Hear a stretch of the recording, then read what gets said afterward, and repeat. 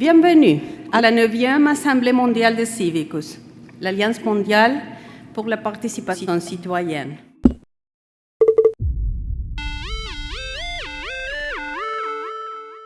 What I'd like you to do is, if you could allocate one person to rapporteur back, so we'll have about 20 minutes of discussion. We should be thinking about freedom from poverty as something that everyone is entitled to. So again, going back to the Universal Declaration of Human Rights, it starts with the basic principle that we are all born free and equal. And so everyone should have the basic rights and everyone should have the basic means to live and fulfill their lives. And so, you know, when I was born, when I grew up, I had education. If my family couldn't feed themselves, there were systems in place for them to get some food on the table to help me. You know, I had food on the table, I had healthcare. However, there are 1.4 billion people in the world who don't have any of that. They live in extreme poverty. They don't have food to put on their table, they don't have shoes to put on their feet. And that's basically an affront to our universal human rights. And so if you look at it that way, then it makes it an imperative that you provide the rights that enable people to get out of poverty. We all have to take responsibility for human rights. So, you know, it's not just about one person being responsible. It's about all of us getting involved. And so the ways that you can get involved, you know, learn about human rights, learn about what those mean, and think about those people who maybe don't have access to those.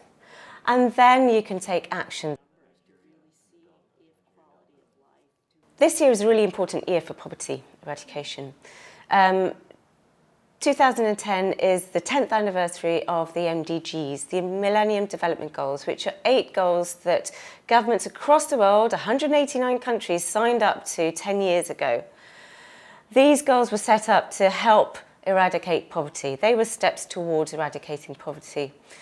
And governments, as I said, 10 years ago, agreed to deliver on them. And they agreed to deliver on them 5 years from now, in 2015. However, we're way, way off track. So this year, there's a big review going on in the UN in New York in September. And so we should be saying to our governments, to our decision makers, I mean, all the heads of states will be there. We should be going to them and saying, listen, freedom from poverty is a human right. You've got to put human rights at the heart of the MDGs. So yes, we've only got 5 years to deliver them, but come on, treat them as a human right. Use human rights and make sure that you're going to deliver and do everything that's physically possible to deliver on the MDGs. And in Tajikistan, I'm just giving 2 examples based on Amnesty's own research on how far are we. And if you look at the Tajikistan report, or if you look at the South Africa report on MDGs, and if you look at this... I think for us, poverty is, first of all, it is a human rights issue where people live in a state that is completely deplorable. And it's a shame to humankind that we can have billions and billions of people who live in this state of affairs. For example, people who actually don't have proper food to eat, who actually survive on the margins of society. And they survive between life and death. So their entire right to live itself is questioned. And that's a human rights violation, where somebody doesn't know whether they live or die because there is no food. And so poverty is very close, or rather it is a human rights violation. And it's not just in terms of economic and material poverty. It's also a matter of being able to exercise your voice, being listened to, being able to participate, being able to involve yourself in processes and decisions that are made over your own life. And that is an integral part of the process where we say human rights and poverty are interlinked.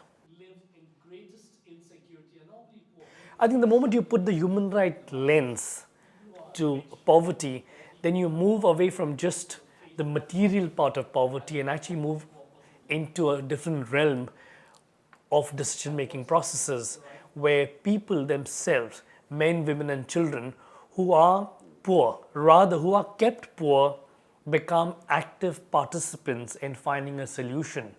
For example, if you want to build a school and a child has a right to be educated, I think where the school is located should involve parents, should involve children if possible, so that people can make a decision that I want a school 1 kilometer away from my house under that tree. Definitely, and that's consultation. So I would say that the moment you put on a human rights lens to talk about poverty, the rules of the game change, and people who are normally seen as passive recipients become active participants on decisions and in processes that concern their own lives.